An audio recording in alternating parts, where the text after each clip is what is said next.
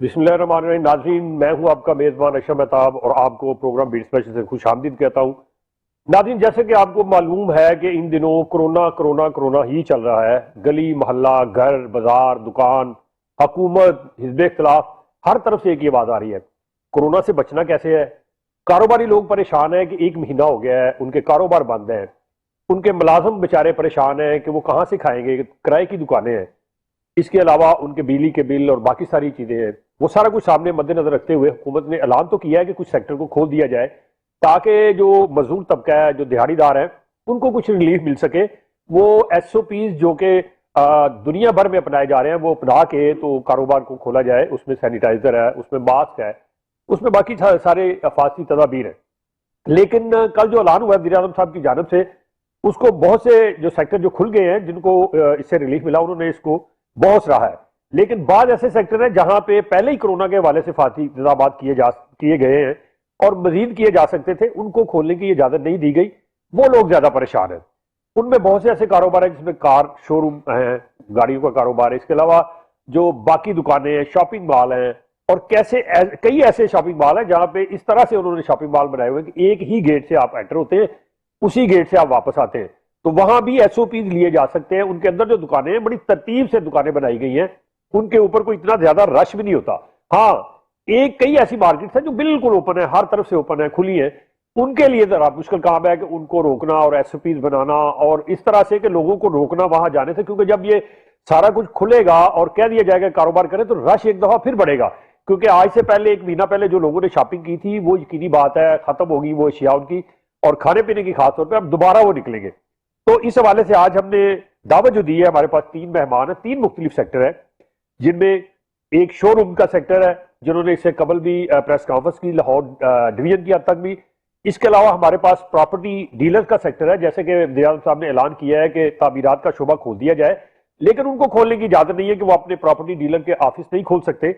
तो इस हवाले से उनसे बात करेंगे। और एक शोबा जो है वो जनरल, मैं कहूंगा, अंजुमन ताजरान के हवाले से है कि जो ऐसे ताजर जिन्होंने इंतजामात अच्छे कर लिए हैं, वो पहले भी हिफाजती इंतजामात को मद्देनजर रखते थे, वो चाहते थे कि हुकूमत उनके साथ बैठे, उनके नुमाइंदे बैठे और वो तमाम एहतियाती तदाबीर अपना ली जाए और उसके ऊपर अमल कर लिया जाए और उसके बाद कारोबार खोला जाए, ताकि किसी को कोरोना से फायदा ना हो, कोई बंदा इससे अफेक्ट ना हो। क्योंकि इतनी अमवात हो चुकी है दुनिया भर में, और पाकिस्तान में भी देखा जाए तो ये पिछले 1-1.5 हफ्ते से बड़ी तेजी से ऊपर आया है, फैल रहा है। और जो जैसे जैसे टेस्ट की तादाद बढ़ा रहे हैं, उसमें से कोरोना के मरीज भी ज्यादा निकल रहे हैं। तो मैं तारफ कराना चाहूंगा अपने मेहमानों का। मेरे पास शाह गफूर पराचा साहब है, सदर मरकजी अंजुमन ताजरान पंजाब के, इनका शुक्रगुजार हूँ। इनके साथ मेरे साथ जेल रोड अंजुमन ताजरान के चेयरमैन चौधरी हदीस साहब मौजूद हैं, इनका शोरूम का कारोबार है। इसके साथ मियां शाहिद महमूद साहब हैं, जो DHA स्टेट एजेंट्स हैं, यानी प्रॉपर्टी डीलर के कारोबार के ये नुमाइंदे, जनरल सेक्रेटरी हैं उनके तंजीम के। तो इन सबसे बारी बारी बात करेंगे। सबसे पहले मैं शुरू करता हूँ चौधरी अदरीस साहब से। जी चौधरी साहब, ये बताइएगा, एक तो आपको खुशामदीद कहते हैं अपने प्रोग्राम में, दूसरा ये बताइएगा कि बाकी कारोबार खोल दिए हैं, आपने चंद दिन पहले एक प्रेस कॉन्फ्रेंस भी की और सुना है आज भी आप एक प्रेस कॉन्फ्रेंस की है जिसमें आपने सख्त मैसेज दिया है कि अगर आपके कारोबार को ना खोला गया तो सारी लाहौर के तमाम शोरूम को 2000 के करीब शोरूम है, उसके ऊपर हजारों गाड़ियां खड़ी हैं, वो सारी लेके आप गवर्नर हाउस बाहर पहुंच जाएंगे। तो ये ऐसी धमकी की जो आपको जरूरत क्यों पेश आई है? औज़ुबिल्लाहिमिनश्शैतानिर्रजीम, बिस्मिल्लाहिर्रहमानिर्रहीम। सबसे पहले तो अशरफ मेहताब साहब, आपका बहुत शुक्रिया कि आपने हमें इस अहम इशू पे बात करने का मौका दिया। मैं कहता हूं कि सबसे ज्यादा जो कार कम्युनिटी है, जो कार डीलर्स हैं, सबसे ज्यादा नफीस वो लोग हैं। हम लोग अपने कस्टमर की ऑलरेडी इससे पहले भी बहुत ज्यादा केयर करते हैं। हमारा जो कस्टमर है, हमारे पास जो आता है, हमारे शोरूम के ऊपर जो तकरीबन कोई हर बड़ा शोरूम के ऊपर, बड़ा जो शोरूम है उसके ऊपर 3, 4, 5 मुलाजम है, छोटे शोरूम पे कोई 2 मुलाजम है और 1-2 जो ऑनर हैं वो बैठते हैं। और उसके बाद जब कस्टमर हमारे पास आता है तो जिसने गाड़ी 20-25 लाख की या 30 लाख से लेके कोई 2, 2.5, 3 करोड़ रुपए तक हमारे से गाड़ी लेनी है, तो वो पहले ही बहुत ज्यादा केयरफुल होता है। और हम लोग भी चाहते हैं कि हमारा कस्टमर किसी सूरत भी अफेक्ट ना हो। हमारे पास ना तो रश होता है, हम हमारे पास ना तो किसी किस्म की कोई ऐसी जगह है जहां पे कोई वो लोग ज्यादा घुटन हो जाए, वहां पे लोग बंद हो जाए तो उसको वो खुदा ना करे वो बीमारी लग जाए। गलियों में, बाजारों में खुले छोटे छोटे शोरूम है, एक दुकान में है, उनके पास तो बाथरूम भी नहीं है, तो वो फाजी इंतजामात में हाथ धोना, ये कैसे होगा? देखें, हमें अगर मौका देते हैं, हमने आज भी प्रेस कॉन्फ्रेंस की, उसमें यही कहा कि हमने कहा कि हम तैयार हैं कि हम जो भी गवर्नमेंट के एसओपीज होंगे उसके, हम इनकी मेट्रोपॉलिटन कॉर्पोरेशन के चीफ के साथ, हम इनकी पुलिस के साथ, हम पाक फौज के साथ, जो भी ये कमेटी तश्कील दे दें उनके साथ बैठ के अपना हम इनके साथ एसओपीज तय करने को तैयार हैं।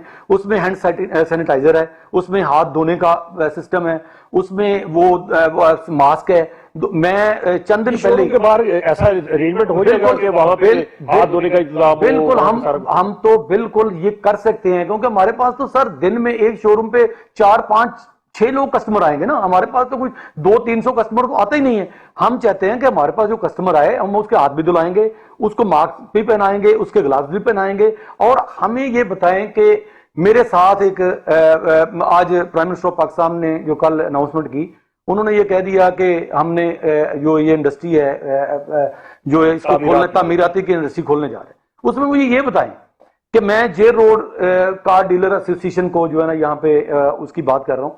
मुझे ये बताएं कि हमारे साथ फिरोजपुर रोड खुला है, आज अभी जाके देखें कि वहां पे कौन से एसओपी पे अमल हो रहा है, बीडर रोड पे कौन से एसओपी पे अमल हो रहा है, अकबरी मंडी में कौन से एसओपी पे अमल हो रहा है, 6-7 फुट की दुकानें हैं वो, वहां पे बरामद रोड पे कौन से एसओपी, लोहा मार्केट है, बदामी बाग है, सारा लाहौर खुल गया। और ये कार डीलर ही ऐसी एक कम्युनिटी है, कार डीलर ही के ऐसे लोग हैं जो ये कोरोना फैला रहे हैं। कार डीलर का कोरोना से क्या लेना देना है? कार डीलर तो पहले ही, वो कार डीलर से ये कहना, टोयोटा ने तो कोरोना बड़ी देर पहले काट पे ही बता दिया था कोरोना आएगा। तो देखे टोयोटा ने बता दिया था, तो हमने देखे हम टोयोटा की डीलरशिप में भी उसको भी हम प्रेजेंट कर रहे हैं, होंडा की भी है। हमने सबसे पहले, मेरी अपनी टोयोटा की डीलरशिप है, वहां पे सबसे पहले जाके देख लें, मैंने वो कैबिन भी लगा दिया, वहां पे बंदे भी खड़े कर दिए, वहां पे हमने उसका मास्क भी पहना दिए, वहां पे हमने स्प्रे का वो जो कस्टमर गाड़ी टायरों तक हम स्प्रे कर रहे हैं। आप जाके हमारे शोरूम पे विजिट करें। देखिए आपके शोरूम बंद हैं, अब आपके मुलाजिम घरों पे गए हुए हैं, जब वो वापस आएंगे तो सबसे पहले तो उनका यह है कि उनका टेस्ट करवाना पड़ेगा कोरोना का, कि है कि नहीं, पेशेंट को कोई निकला। बिल्कुल, तो आप करवाएंगे? बिल्कुल, सबसे पहले तो हम ये करेंगे, 7-8-2000 हम बिल्कुल करेंगे। हमने सबसे पहले, कार डीलर एक ऐसे लोग हैं जिन्होंने सबसे पहले, जिस दिन ये कोरोना का मसला हुआ है, हमने सबसे पहले अपने घर से मुलाजमीन को बुला के उनको पूरे महीने की पे दी है। और अब भी हम कहते हैं अगर हमारे पास 10 मुलाजिम है, हम 3 मुलाजिमों के साथ या 2 के साथ काम करने को तैयार हैं। तो बाकी किधर जाएंगे? वो तो बेचारे बेरोजगार, नहीं, बेरोजगार उनको भी नहीं करेंगे, उनकी पे उनको देंगे। कभी नहीं हो सकता। हमें खुदा का खौफ भी है, हम अल्लाह पाक और नबी पाक सल्लल्लाहु अलैहि वसल्लम की उम्मत है, और हम किसी सूरत नहीं चाहते कि हमारा कोई भी मुलाजिम बेरोजगार हो। जी, बहुत अच्छी बात है। बेरोजगारी जो है वैसे ही आपको पता है कि आजकल बहुत ज्यादा फैली हुई है। जी, मैं अब दावत दूंगा मोहतरम शाहिद गफूर साहब, प्राचा साहब को। सर आप ये बताइएगा कि आपका भी मसला बड़ा अहम है कि जनरल जो दुकानें हैं वो बंद है, लेकिन आपकी मार्केट्स भी ऐसी हैं जहां पे कोई उनका मतलब हिफाजती इंतजाम किए नहीं जा सकते। ऐसी मार्केट्स का क्या करेंगे? शॉपिंग प्लाजा, बड़े बड़े जो शोरूम हैं जैसे उन्होंने बताया, वो तो कर लेंगे, आप भी कोई इस तरह के एसओपीज पे जाएंगे? बिस्मिल्लाहिर्रहमानिर्रहीम। सबसे पहले जी आपका मैं शुक्रगुजार हूँ, आपके अदारे का भी, कि इंतहाई अहम मौजू के ऊपर हमें मौका दिया बात करने का।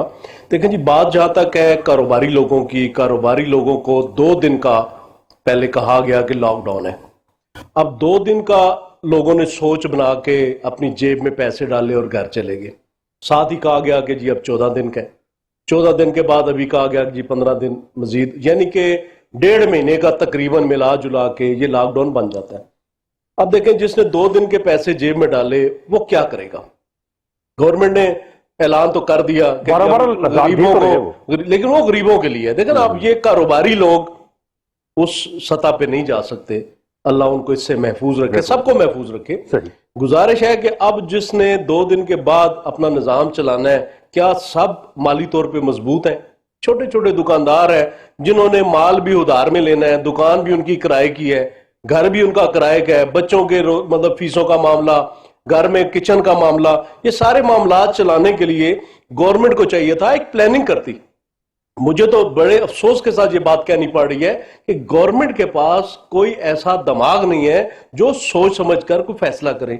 लेकिन अचानक अगर 2 दिन के बाद एकदम ऐलान हो गया जी 14 दिन, फिर मजीद आगे टाइम बढ़ा दिया, फिर अभी 30 अप्रैल तक इंटरनेशनल एसओपीज है, इनको तो करना पड़ेगा, क्योंकि हम उनके देखें ना, ममालिक के जो इंटरनेशनल लेवल पे कवानीन बनते हैं उन पे हमने दस्तखत किए उन मुआहदों पे, तो वो हम पाबंद हैं उनको उस तरह जिस तरह उन्होंने हिफाजती तदाबीर का कहा है जी आप इतने दिन तक लॉकडाउन नहीं खोल सकते, नरमी कर दी वो गवर्नमेंट ने। तो आपकी तो बेशतर दुकानें वैसे भी खुली हैं, जिसमें अंजुमन ताजरा की बात करें तो ये हार्डवेयर की दुकानें हैं, इलेक्ट्रिशियन की दुकानें खोल दी उन्होंने, ये जो हालात बरकी हालात है उनकी दुकानें खोल दी हैं, तो काफी हद तक आपको रिलीफ मिल तो गया है। सर देखे ना, कहाँ आप चाहते हैं कि नहीं रिलीफ मिला? सर देखे ना, गुजारिश है कि कहा गया कि जैसे भाई ने भी बात की, आपने दर्जी को कहा खोल ले, अब दर्जी अकेला क्या करेगा अगर कपड़े की दुकानें बंद हैं? मोची को कहा जाए कि बैठ जाओ भी अपना जूते बनाओ, तो क्या वो बेचेगा कहाँ या तैयार करके किसको देगा?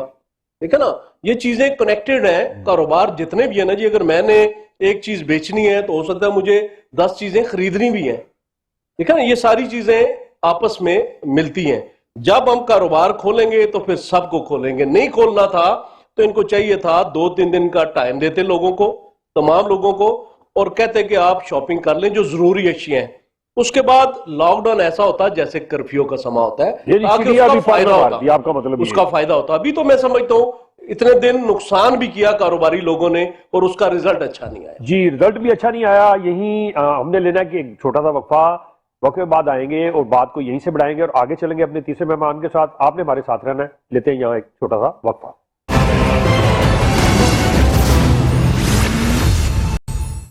वेलकम बैक नाजरीन। हम बात कर रहे थे आप इस हवाले से कि कोरोना वायरस की वजह से कारोबार बंद हुए हैं, कुछ खुल गए हैं, कुछ अभी भी बंद है। तो वज़ीर-ए-आज़म पाकिस्तान ने ऐलान किया हुआ है कि तामीराती शोबा जहाज जो है उसको खोल दिया जाए, लेकिन कुछ ऐसे सेक्टर हैं अभी, जैसे प्रॉपर्टी डीलर हैं और डेवलपर हैं, उनको खोलने की इजाजत बाकायदा तौर पर नहीं दी गई। तो आप चलते हैं मियाँ शाद महमूद की जानब और उनसे पूछते, मियाँ साहब ये बताइएगा कि वज़ीर-ए-आज़म पाकिस्तान ने तो ऐलान कर दिया कि तामीरात का शोबा खोल दिया जाए ताकि जो दिहाड़ीदार हैं, मजदूर हैं, उनको मजदूरी मिल सके। तकरीबन 1 महीना हो गया है कारोबार बंद है, वो मजदूर जो दिहाड़ीदार है उनकी दिहाड़ी नहीं लग रही। तो आप ये बताइएगा कि एक तो आपके वो दफातर खोलने की इजाजत मिली है, नहीं मिली तो आप क्या चाहते हैं? और दूसरा ये जो CVT थी जो पिछले दिनों वज़ीर-ए-आज़म साहब ने ऐलान किया कि वो खत्म कर दी गई है, घर बना के जो बेचते थे, तो स्टाम्प ड्यूटी भी कुछ कम की गई है पंजाब हुकूमत की जानब से। ये थोड़ा सा ये गोरखधंधा समझाएंगे क्या है? जी, बिस्मिल्लाहिर्रहमानिर्रहीम। आपका बहुत शुक्रिया, आपने हमें अपने प्रोग्राम में मदऊ किया। 2 सवाल हैं आपके। एक तो नोटिफिकेशन आ गया जी ऑफिसेज ओपन होने के मुतल्लिक, जिसमें हेल्थ डिपार्टमेंट जो पंजाब का है उसने हमें परमिशन दी है विद SOPs के साथ कि आप अपने ऑफिसेज खोल सकते हैं। तो वो अल्हम्दुलिल्लाह हम अभी अपनी एसोसिएशन के लेवल पर अपना नोटिफिकेशन जारी कर देंगे और कल से हमारे ऑफिसेज ओपन हो जाएंगे। दूसरा, स्टैम्प ड्यूटी और CVT के हवाले से जो आपने पूछा, ये बेसिकली एक प्रोविंशियल सब्जेक्ट है, ये फेडरल गवर्नमेंट का सब्जेक्ट ही नहीं है। ये पहले CVT किसी वक्त में फेडरल गवर्नमेंट चार्ज करती थी, अब वो को पिछले 4-5 साल से प्रोविंशियल असम्बली यानी पंजाब गवर्नमेंट, और जब से 18वीं तरमीम के बाद ये प्रोविंशियल सब्जेक्ट है, उसमें गवर्नमेंट ने, फेडरल गवर्नमेंट ने तो अनाउंसमेंट की है, बट अनफॉर्चुनेटली अभी तक पंजाब गवर्नमेंट ने उसको जो रिड्यूस करने का प्राइम मिनिस्टर की अनाउंसमेंट थी 5% से कम करके 2%, वो अभी तक इंप्लीमेंट नहीं किया जा सका। नोटिफिकेशन नहीं हुआ उसका, अभी तक उसका नोटिफिकेशन नहीं हुआ। तो हम गुजारिश करते हैं प्राइम मिनिस्टर साहब से भी और गवर्नमेंट ऑफ पंजाब से भी कि वो इस हवाले से नोटिफिकेशन जारी करें जल्द अज जल्द, ताकि कारोबारी सरगर्मियां उरूज पर पहुंचे और जो उनका विजन है 50 लाख घरों का और रियल एस्टेट और कंस्ट्रक्शन इंडस्ट्री को परवान चढ़ाने का, वो हम समझते हैं वो शर्मिंदा ताबीर तब होगा जब इन तजावीज पर अमल किया जाएगा जो प्राइम मिनिस्टर साहब ने अनाउंस किया। अच्छा, ये भी बताएं कि आपके पास जो ज्यादातर इन्वेस्टमेंट है वो फॉरेन लोग जो समुद्र पार पाकिस्तानी उनकी है, अब उनके हालात तो बहुत पतले हो गए जी। कहीं ऐसा नहीं होगा कि वो जो अक्साद दे रहे थे वो डिफॉल्टर ही हो जाए, तो फिर क्या करेंगे आप? जी, ऐसे प्रॉब्लम्स आएंगे। काफी हद तक हमारी रियल एस्टेट सेक्टर को इस तरह के प्रॉब्लम्स फेस करना पड़ेंगे।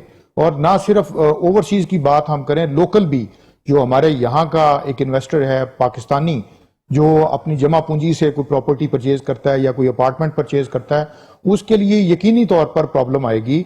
और इसके बारे में गवर्नमेंट को एक हमें SOPs देने पड़ेंगे ताकि वो उनको एक्सटेंड किया जा सके, उन लोगों के लिए आसानियां पैदा की जा सकें। जिस तरह पंजाब गवर्नमेंट ने एक नोटिफिकेशन जारी किया कि जो किराएदार हैं उनको 2 महीने का रिलीफ दिया जाए, अभी तक उसमें भी कंफ्यूजन ये है कि उसमें कोई ये नहीं कहा गया कि उनका किराया माफ कर दिया जाए, सिर्फ ये कहा गया कि उनका ऑफिस खाली ना करवाए जाएं। मैं समझता हूं कि पंजाब गवर्नमेंट और फेडरल गवर्नमेंट को चाहिए कि कम से कम 1 महीने का किराया माफ किया जाए और अगले 2 महीने, क्योंकि ये स्पैन चलना है बजट तक, जून तक, क्योंकि आगे रमजान है, फिर जून में बजट आ जाएगा, तो कारोबारी हालात ऐसे ही रहेंगे। कोरोना का मामला भी खत्म नहीं हुआ। तो मेरी गुजारिश ये है आपके प्रोग्राम के तवज्जुह से कि जितने भी किराएदार हैं, वो प्लाजों के हैं, वो दुकानों के हैं, उनके लिए गवर्नमेंट जिस तरह दूसरे लोगों के लिए एक रिलीफ दे रही है, वो 1 महीने का मार्च का किराया माफ करने का नोटिफिकेशन और अगले 2 महीने में डिस्काउंट और उनको इंस्टॉलमेंट में लोगों को किराया देने की फैसिलिटी दी जाए ताकि लोगों के लिए कारोबार करना आसान हो जाए। जी, कारोबार करना आसान हो, यकीनी बात है कि हर बंदा अफेक्ट हुआ है इससे, चाहे वो अमीर है चाहे गरीब है। आपकी तरफ आते हैं चौधरी अजीज साहब। अच्छा, ये बताइएगा कि गाड़ियां जो नहीं बिकी आपकी ये पिछले 1-1.5 महीने से, वैसे तो ये कुछ 1.5 साल से स्लम्प आया हुआ है कि गाड़ियां जो बाहर से आती थी उनके ऊपर रेगुलेटरी ड्यूटी बहुत बढ़ा दी गई कि अब वो लाने की सकत नहीं रही लोगों की। कितना नुकसान आपका हो चुका है? और अब ये जो गाड़ी है, ये गाड़ी तो अमीर लोग खरीदते हैं, सड़कों पर घूमती फिरती है, ट्रैफिक में वो उसका बायस बनती है, तो इसमें हुकूमत को क्या फायदा है? आपका कारोबार अगर चलता है तो? देखें जी, हुकूमत का फायदा, हुकूमत का तो इसमें फायदा है। सबसे पहले तो जब गाड़ी मैन्युफैक्चर होती है उससे पहले लोकल वाइंडर हैं जो इनकी मेरी कल ही बात हो रही थी, जो पपाम है, जो पार्ट्स के जो लोकल वाइंडर जो ये सामान बनाते हैं, कोई बम्पर बनाता है, कोई ग्रिल बनाता है, कोई लाइट बनाता है, सबसे पहले तो वो चीजें बनाते हैं, उसके ऊपर गवर्नमेंट अपने टैक्सेस लेती है। उसके बाद कंपनियां जब गाड़ी बनाती हैं तो उसके ऊपर विद होल्डिंग टैक्स है, उसके ऊपर सीवीटी है, उसके ऊपर हजारों किस्म के टैक्सेस हैं। उसके बाद गाड़ी हमारे पास आ जाती है, जब हमारी गाड़ी बिकती है तो उसके बाद उसको रजिस्टर्ड होती है, ट्रांसफर होती है, कमीशन भी टोकन टैक्स है, टोकन टैक्स है। लेकिन वो कमीशन तो एक मामूली सी होती है ना, बाकी तो ज्यादा तो गवर्नमेंट के टैक्सेस हैं। अब एक गाड़ी है, मिसाल के तौर पर 50 लाख रुपए की गाड़ी है, तो उसके ऊपर तकरीबन ऑलमोस्ट कोई 25 लाख रुपए गवर्नमेंट के टैक्सेस हैं। और बिल्कुल उसके ऊपर टैक्सेस है। और एक सुजुकी कार है, अगर वो 14 लाख रुपए की है तो उसके ऊपर 5 लाख रुपए गवर्नमेंट के टैक्सेस है, 5 से 6 लाख रुपए तो गवर्नमेंट के टैक्सेस है। इसमें गवर्नमेंट का करोड़ों नहीं अरबों रुपए का नुकसान हो रहा है। अशरफ मुमताज साहब, ये तो बदकिस्मती है कि इनको ये गाड़ियों के बनाने वाले कारखाने, ये लोकल वाइंडर जो छोटा मोटा गली मोहल्लों के अंदर कोई लाइट बना रहा है, कोई बम्पर बना रहा है, कोई कुछ बना रहा है, कोई कुछ बना रहा है, उसको बेरोजगार कर दिया। उसके बाद हमारे शोरूम वालों को आके बेरोजगार कर दिया। मैं समझता हूं कि ये सबसे बड़ा जो इनका कसूर है ना, वो ये है कि पहले दिन से ये स्टेक होल्डर के साथ बात करना पसंद नहीं करते।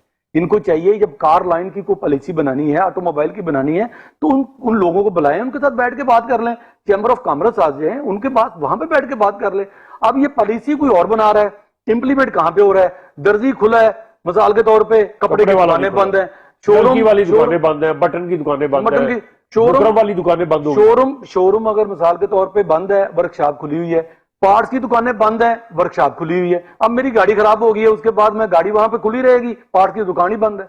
ये क्या एसओपीज है? क्या प्लानिंग है? मुझे नहीं समझ लगती कि ये कौन लोग बना रहे हैं। मैं समझता हूं कि इमरान खान साहब को अपने करीब करीब लोगों को देखने की जरूरत है। वो देखें कि जिनसे वो मुशावरत कर रहे हैं, जो लोग पॉलिसी मेकर हैं, वो क्या उस शोबे में उनका कोई एक्सपीरियंस भी है? अगर बगैर एक्सपीरियंस के ये चीजें होंगी तो फिर ये अल्टीमेटली ये नुकसान होगा। जी, नुकसान होगा। प्राइस साहब, आप बताइएगा कि मतलब जैसे आपने कहा, अगर अब वो नहीं खोलते अगले 2-4-5 दिन में, हफ्ते में, तो क्या लाहेमल आपने तैयार किया? कैसे फिर उनके साथ बात करेंगे? कोई नरमी है, उनको माफी तलाफी हो जाएगी कि या कोई धमकी शमकी आपकी तरफ से? जैसे इन्होंने कहा जी गवर्नर हाउस के सामने हजारों गाड़ियां लेके जाके बैठ जाएंगे, धरना दे देंगे, आप क्या करेंगे? जहां तक बात है ना जी कारोबारी लोगों की, वो इंतहाई पुरअमन लोग होते हैं। वो कोशिश करते हैं कि अपने कारोबार में मगन रहें, अपना रिस्क हलाल कमाएं, लेकिन जब मजबूरी आए, जब कोई मुश्किल आए, कुछ सर पे पड़ जाए, तो फिर हम हर काम के लिए तैयार भी होते हैं, हमें हर एहतजाज करने का तरीका भी आता है। लेकिन हम ये समझते हैं कि आपके पास तो बड़ी ताकत है, शटर पावर। जी, वो जो एक दरवाजा है, शटर है दुकान का, बंद ही कर देना। जी बिल्कुल ऐसा ही है। और मैं उनको तो फायदा होगा इससे, बंद करेंगे आप शटर देखिए को, ना, पहले वो चाहते हैं अभी हम बंद नहीं करेंगे, अभी हम खोलेंगे। हमारा एहतजाज अब खोलने का है, तो हम तो ये समझ रहे हैं कि गवर्नमेंट को अभी तो रिलीफ देना चाहिए ताजरों को भी। ताजरों के जो नुकसानात हुए हैं, देखना एक छोटा ताजर है, अक्सरियत में तो छोटे ताजर हैं, दुकानदार छोटे छोटे हैं, वो क्या करते हैं, वो एक होलसेलर से माल खरीद के उधार लाते हैं, बिल बनवा के उसको रोज के रोज पैसे देते हैं। उन्होंने एक मिसाल है कि 10,000 की सेल की है, उसमें उनकी प्रॉफिट 2,000 होगा, 1,500 होगा, बाकी उन्होंने उस होलसेलर को देने हैं, वो जेब में डाल के घर आने हैं। अगर वो रोज के रोज कारोबार नहीं करेंगे, उनका घर का निजाम नहीं चलेगा, उनकी दुकान का निजाम नहीं चलेगा, उनके बच्चों की फीसें वो नहीं देने के काबिल होंगे। आपका मतलब वो ऐसा सफेद पोश है कि कहीं जी, यार बहुत बैठ के सड़क पे मांग भी नहीं सकता। जी ऐसा देखे ना, एक तो होता है ना कि बहुत लोअर क्लास में गुर्बत है, गरीब है, उसको मांगने में शायद शर्म ना आए, लेकिन एक जिसने सफेद कपड़े पहने हुए हैं उसको मांगने में शर्म आएगी, वो अपने भाई से भी मांगने में भी शर्म महसूस करेगा। तो ये देखे ना, इज्जत नफ्स है और इसको कायम रहना चाहिए। और गवर्नमेंट को चाहिए कि ताजरों को और खुसूसन छोटे ताजरों के लिए भी एक रिलीफ पैकेज तैयार करे ताकि उनका निजाम किस चले। तरह का हो? उनमें बिजली के बिलों में हो या कैसे हो? किराए देखें जी, जैसे एक उन्होंने साल कहा के- कि एक किराया साल माफ के- कर दिया जाए, जी। कोई ऐसी या क्या? एक साल के टैक्सेस माफ होने चाहिए हर सतह पे, चाहे वो मरकज के हैं चाहे वो प्रोफेशनल सूबे टैक्स के जो हैं। होता है आपकी, तमाम इनकम टैक्स, प्रॉपर्टी टैक्स, तमाम हर किस्म के कारोबार पे जो टैक्स होते हैं वो माफ होने चाहिए। बिजली के बिलों में भी छूट देनी चाहिए और उसके अलावा हमें कर्ज हंसना दिया जाए या बिला सूद कर्जे की एक शक्ल बनाई जाए जिसमें लोग अपने कारोबार को दोबारा कायम कर सकें। जी जाएंगे मियां साहब की तरफ दोबारा। मियां साहब ये बताइएगा कि जैसे ये स्लम्प आया है, हर तरफ से आया है, पूरी दुनिया के अंदर, मतलब ये कारोबार काफी नीचे चले गए, डाउन हो गए, लोगों की आमदनियां बहुत कम हो गई है। तो जब ये आपका कारोबार खुलेगा तो आप देखते हैं कि जो प्लाट इस सतह पे बिक रहे हैं, जो उनकी आज कीमत है उसी पे ही बिकेंगे, क्योंकि बेचने वाला जो है जिसके पास पैसे नहीं होंगे उसकी कोशिश होगी, जैसे किसी को मुश्किलात आती है तो घर में अगर कुछ सोना पड़ा है, अंगूठी पड़ी है, तो बंदा वो बेच के गुजारा कर लेता है। अगर वो नहीं है तो गाड़ी छड़ी है, वो बेच के छोटी ले लेता है। प्लाट भी तो इसीलिए लोग रखते हैं कि चलो मुश्किल के वक्त काम आएंगे। तो कल कल अगर ऐसा कोई मसला बन जाता है, लेने वाले के पास भी सकत नहीं है, तो देने वाला कहाँ बेचेगा फिर? जी बिल्कुल ऐसे ही है, आपने ठीक पॉइंट आउट किया। ये ऐसे ही प्रॉब्लम आएगी हमारी मार्केट में और ये पाकिस्तान के तकरीबन हर सेक्टर में ही आएगा। हमारा सेक्टर तो चूंकि ये बिल्कुल जब खुशहाली होती है तो तब ये भी खुशहाल होता है और ये सेक्टर चलता है, अदरवाइज यहाँ नॉर्मल एक रूटीन में काम चलता है। उसमें गवर्नमेंट को ये चाहिए, हमारी बारहा मीटिंग्स हो चुकी हैं गवर्नमेंट ऑफिशियल्स के साथ, एफबीआर के नुमाइंदगान के साथ, चेयरमैन एफबीआर जो साबका थे शब्बर जैदी साहब, उनसे मेरी जाती तौर पर कोई 7 मीटिंग्स हुई। हमने बहुत सारी तजावीज़ भी उनको दी इस हवाले से, तब ये कोरोना का इशू नहीं था। लेकिन हमारा सबसे बड़ा अलमिया ये है कि हमारे एफबीआर के डिपार्टमेंट में या टैक्सेशन के जितने भी डिपार्टमेंट हैं वहां लोग एलिजिबल नहीं बैठे हुए। टैक्स निज़ाम सादा नहीं है, बहुत कॉम्प्लिकेटेड है, वो चाहे रियल एस्टेट है, वो चाहे कोई और सेक्टर है। हमने इनको 12 तजावीज दी हैं। मतलब आप चाहते हैं कि सादा बन जाए, आप सुकून से जाके पैसे जमा कराएं, उनको पूछे कोई ना? नहीं ये पूछे तो नहीं होगा ना, वो नहीं पूछे अफसर का बीच में सर, हम मुदाखलत चाहते ही हैं खत्म कि करना चाहते पूछें। हैं। ना ना ना ना, हम बिल्कुल नहीं खत्म करना चाह रहे।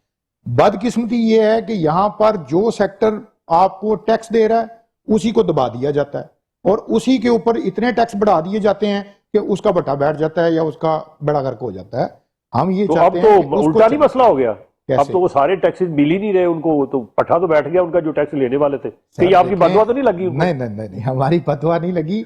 हमने तो उनको बिफोर टाइम उनको बताया और बहुत ज्यादा उनको इंसिस्ट भी किया और उन्होंने एग्री भी किया, बट उनके आड़े आता है वो हमें जो बताते हैं जी IMF और FATF का इशू है जी, हमें वो उनकी गाइडलाइंस हैं, उनसे हट नहीं सकते हम।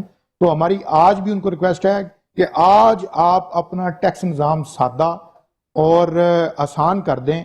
इंशाल्लाह ताला हमारी कम्युनिटी बल्कि पूरा पाकिस्तान टैक्स देने के लिए तैयार है जी, और लोग टैक्स देने के लिए तैयार है अगर निजाम सादा कर दिया जाए, अफसर की मुदाखलत कम कर दी जाए। यहां लेना एक छोटा सा वक्फा, वापस आएंगे और इसी बात को आगे बढ़ाएंगे। आपने कहीं नहीं जाना। नाज़रीन खुशामदीद, वापस आ चुके हैं और गेस्ट हमारे तीनों मौजूद हैं, इनसे मजीद बात करेंगे। अब आते हैं फिर दोबारा चौधरी अजीज साहब की तरफ। आपने जो प्रेस कॉन्फ्रेंस की उसमें धमकी लगा दी कि गवर्नर उसके सामने बैठ जाएंगे, तो बैठने देगा कोई आपको? कैसे बैठ जाएंगे आप जाके? आपने तो सीधा स्टेट को और गवर्नमेंट को सीधा वो उनकी रेटी खत्म कर दी है कि हम देख लेंगे, निबड़ लेंगे आपको। हम कहते हैं कि अगर बच्चा रोता नहीं है ना तो उसको माँ भी दूध नहीं देती। हम रो के तो दिखाएं ना, हम कोशिश तो करें ना। हमने अपने कारोबार के लिए कोशिश करनी है, हमने नबी पाक सल्लल्लाहु अलैहि वसल्लम की सुन्नत पूरी करनी है। हमारे नबी पाक सल्लल्लाहु अलैहि वसल्लम ने कारोबार किया, हजरत उमर रजी अल्लाह ताला उन्होंने कारोबार किया, हजरत अबू बकर सदीक ने कारोबार किया।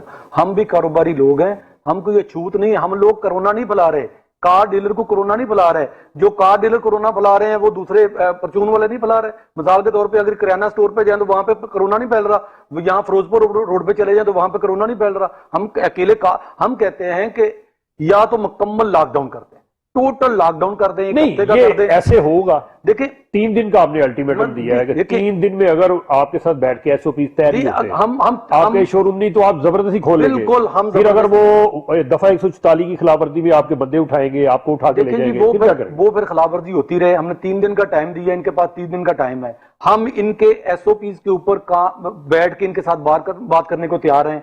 हम जो भी कोरोना की हिफाजती तदाबीर हैं उसके ऊपर अमल करने को तैयार हैं। हम सैनिटाइजर, हम हाथ धोने का निजाम, हम मास्क, हम ग्लव्स, हम हर चीज का बंदोबस्त करने को तैयार हैं। अपनी मार्केट में स्प्रे करने को भी तैयार हैं। अगर ये सारी चीजें करने को तैयार हैं तो मुझे ये बताएं कि हम 1 महीने से घर बैठे हुए हैं, आप ये मुझे बताएं कि कोई ऐसा शख्स आपको मिला जिसने कहा हो कि जे रोड पे आज वहां पे स्प्रे हो रहा था और गवर्नमेंट ऑफ पंजाब जो बड़ी एक्टिव हुई है, वो कार डीलर जितने हैं, जितने शोरूम बंद है, उनकी सफाई कर रही थी और बाहर सारी स्प्रे करके वो शोरूम धो रही थी। कोई आपने देखा? अगर ये नहीं कर सकते तो फिर हमें करने दें, हमारे साथ बैठ के तय कर लें। हम करने को तैयार हैं। हम कम अमले के साथ, कम लोगों के साथ, कम स्टाफ के साथ अपना कारोबार जारी मतलब रख लें। ये आपकी जो थ्रेड है ये वही बरकरार है। बिल्कुल, अगर 3 तीन दिन में इन्होंने हमारे साथ बैठ के बात ना की तो फिर हम ये शोरूम खोलेंगे भी। उसके बाद हम सारी अपनी बताए चाहे गाड़ियां कुछ लेके भी। अपना हमला भी बुलाएंगे, अपनी गाड़ियां लेके हम मार रोड के ऊपर भी जाएंगे। हम गवर्नर हाउस के चारों तरफ सारे बंद भी शोरूम करेंगे। वाले आपके साथ मुतलिक हैं, सारा पूरा तो वो लाहौर चले का जाएंगे। डीलर एसोसिएशन हमारे साथ है और सब लोग हम इकट्ठे हैं। हम इंशाल्लाह इकट्ठे ही मिल के स्ट्रगल कर लेंगे। जी स्ट्रगल करेंगे मिलके। जी प्राचा साहब, आपकी भी कोई स्ट्रगल है इसी तरह की साथ मिलके होगी? आपके साथ देखें 3-4 ग्रुप आपके हैं। कोई इस वक्त जो है वो तरीके इंसाफ ट्रेडर विंग बन गया हुआ है। पहले कभी होता था मुस्लिम लीग ट्रेडर विंग हुआ करता था, जमात इस्लामी का भी एक ट्रेडर विंग है।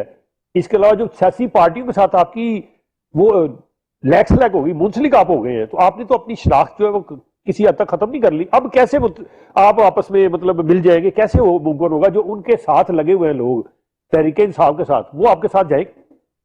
देखें जी, मैं आपको एक बात ये बताना चाहूंगा कि ताजर बरादरी की अपनी एक पार्टी है। ताजर बरादरी एक बरादरी है। वो चाहे किसी सियासी जमात से ताल्लुक रखते हो, वो असरअंदाज नहीं होती। लेकिन एक तो चंद लोग हैं जिनकी सियासत है, वो तो अपनी अपनी सियासत करेंगे, लेकिन ताजर वोट देने की हद तक तो पसंद करेंगे किसको वोट डालना है, उनका राइट है। बाकी उनका कोई उसमें अमल दखल नहीं होता। हम ये समझते हैं जी कि ताजर बरादरी इस मुल्क के लिए हमेशा फ्रंट लाइन पे उसने काम किया।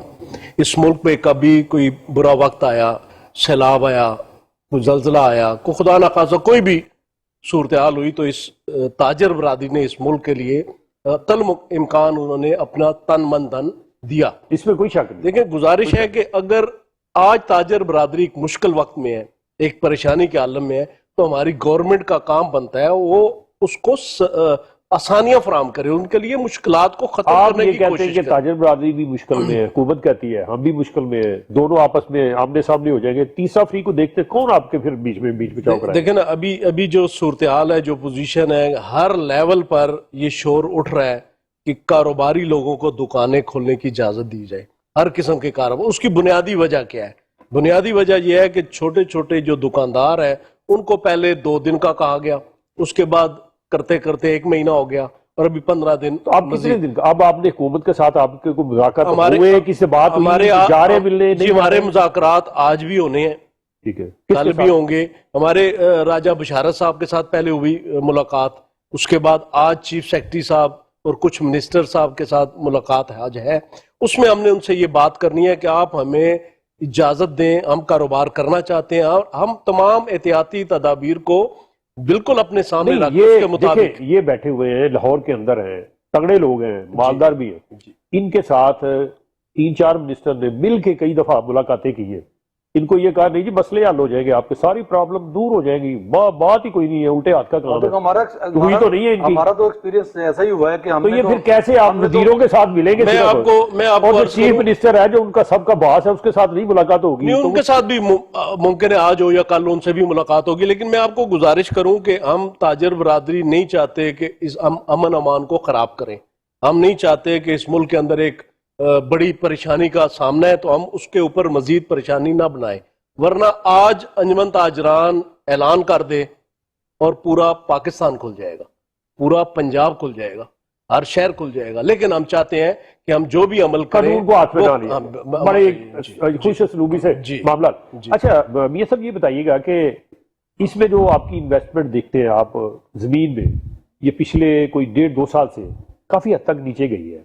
कितनी की इन्वेस्टमेंट जो है समझते हैं कि वो खराब हुई है, और मजीद आगे 2-4-5-6 महीने साल जो अगला आ रहा है, ये बजट तो ऐसे ही जाएगा, ये माइनस में बजट बनाने जाएंगे कि जो एक शरह पैदाइश होती है किसी भी मुल्क की, उससे अगर नीचे आपकी जीडीपी चली जाए तो माइनस कहलाती है, क्योंकि हर एक बंदे को रिजल्ट तो चाहिए ना। तो अगर आपकी 2.4%, 5% शरह पैदाइश है, आपका जीडीपी जो है वो 1.3 पे चला गया, तो वो तो बिल्कुल माइनस में चला जाएगा। तो फिर क्या देखते हैं कि कितना, फिर कैसे इसको बूस्ट दिया जा सके, कोई तजावीज है जी? आपके पास? इंटरनेशनल इशारिये यही बता रहे हैं, रिपोर्ट्स यही बता रही हैं कि हमारा जीडीपी माइनस में जाएगा। वर्ल्ड बैंक की भी रिपोर्ट है इस हवाले से। और जो बात आपने वैल्यूएशन की प्रॉपर्टी के हवाले से, ये 2016 से ऑनवर्ड काम स्टार्ट हुआ, जब इसहाक डार साहब ने इसके ऊपर टैक्सेशन निज़ाम को चेंज किया और उसमें हैवी टैक्सेस इम्पोज किए। उसके बाद से ये प्रॉब्लम आई। अगेन वही बात है कि IMF और FATF की रिकमेंडेशंस पर ये काम किए गए, जिसने हमारी इकोनॉमी को ओवरऑल डिस्टर्ब किया। हमारे सेक्टर्स के साथ बहुत सारे और, जिस तरह कंस्ट्रक्शन इंडस्ट्री है और उसके कोई 50 के करीब सनतें हैं। इसी तरह आप देखें कि हमारी जो कंट्री है उसकी बैकबोन आपकी ओवरसीज रेमिटेंस है, क्योंकि हमारा ट्रस्ट वो एक जो है डेफिसिट चलता आ रहा है और उसको ओवरकम किया जाता है हमेशा ओवरसीज रेमिटेंस के जरिए। लेकिन वो रेमिटेंस तो छोड़े, अब तो फिर जो है वो अरबाब इख्तियार मांगना शुरू हो गए उनसे। पूरी दुनिया में अजाब आया हुआ है, वो बेचारे परेशानी के आलम में। कई ऐसे लोग मैं जानता हूं कि उनके एक ही बंदा वहां गया है कमाने वाला, और वहां उसकी डेथ हो गई है।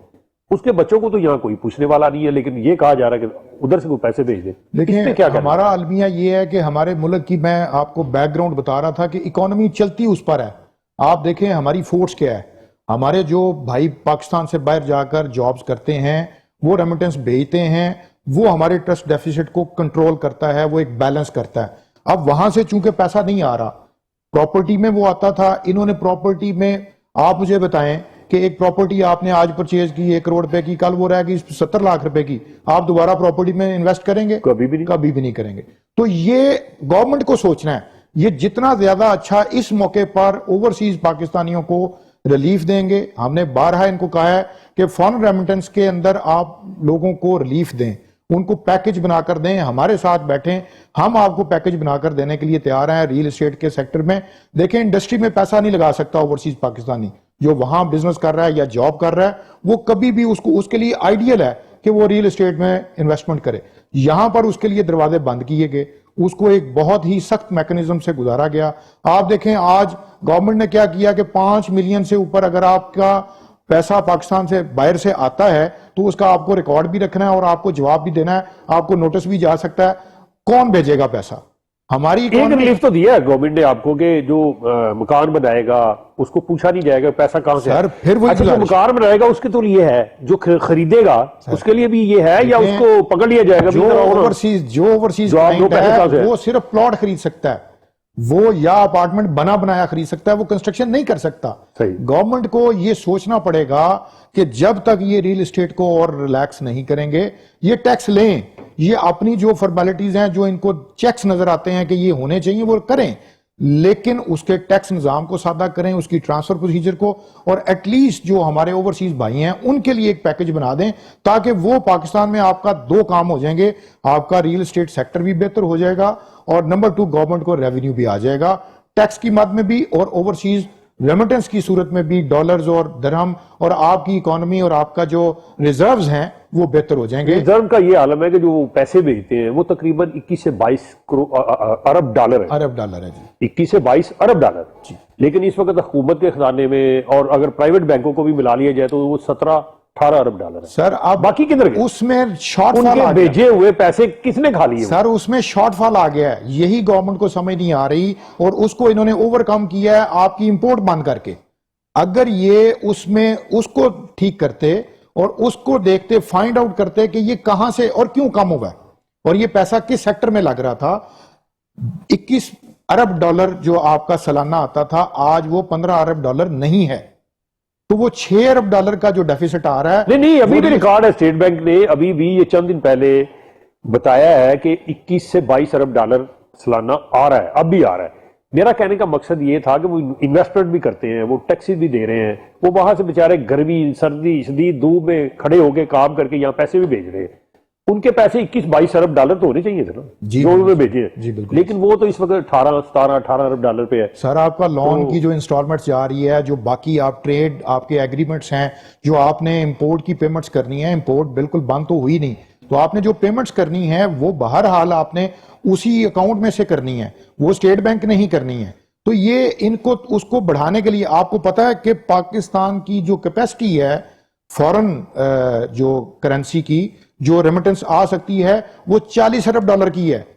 19 अरब डॉलर मजीद अगर ये एफर्ट करें तो ये आ सकते हैं पाकिस्तान। जी नाज़रीन, वक्त खत्म हो गया, बड़ी तेजी से गुजर रहा है और मुझे यहाँ प्रोग्राम खत्म करने के लिए कहा जा रहा है। हमारी दुआ है कि अल्लाह ताला की ज़ात कोरोना से हमें बहुत जल्द निजात दिला दे और जो लोग कोरोना से इस दुनिया से चले गए हैं उनकी मग़फ़िरत फरमा दे, उनकी मंजिलें आसान कर दे और जो इस वक्त मुतासिन में शामिल है उनको जल्द से जल्द सेहतियाब कर दे, ताकि ये बीमारी ख़त्म होगी तो हम इत्मीनान के साथ अपने कारोबार कर सकेंगे। नहीं तो यही होगा कि आज दुकानें खुलेगी, हो सकता है वो फिर फैल जाए और कल फिर बंद कर दें, कल बंद होगी फिर वो हफ्ते बाद खुलेगी, फिर ऐसा ना हो। हमें भी एहतियात करनी है। तो अल्लाह ताला की ज़ात ने शायद हो सकता है कि कुरान को मुरम्मत के लिए बंद किया हो, हम उसमें मुदाखलत कर रहे हो, तो हमें चाहिए कि जो लोग कम अज कम ऐसे लोग जिनको कोई जरूरी काम नहीं है वो घर पे बैठे और इस जो मुरम्मत हो रही है इस कुरान अर्ज की जो हमारी फजा है वो अच्छी हो रही है तो उसमें मुदाखलत ना करें। इन्हीं अल्फाज के साथ अपने मेजबान शर्मा साहब को इजाज़त दीजिएगा। अल्लाह हाफिज़।